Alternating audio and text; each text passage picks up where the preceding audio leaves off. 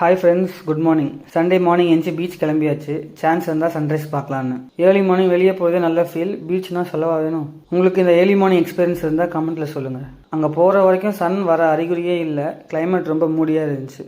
Once அங்கே reach ஆனதும் வானம் ஃபுல்லாகவே புறா பறக்கிறது தான்.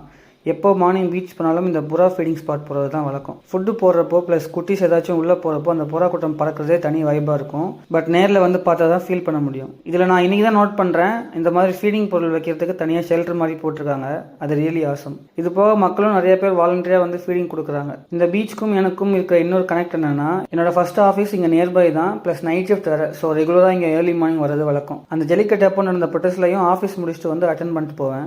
கிளைமேட் ரொம்ப மூடியாக மழை வர மாதிரி இருந்துச்சு. ஸோ டக்குன்னு கிளம்பிட்டேன். ரிட்டன் வீட்டுக்கு வர வழியில் லஞ்சுக்கு ஃபிஷ் வாங்கலாம்னு போயிட்டேன். அங்கே இந்த ஃபிஷ் கட் பண்ணுறதே செம ஸ்கில், கூட சாட்டிஸ்ஃபேக்ஷனாகவும் இருக்கும். அதை பார்த்துட்டு வாங்கிட்டு வந்தாச்சு.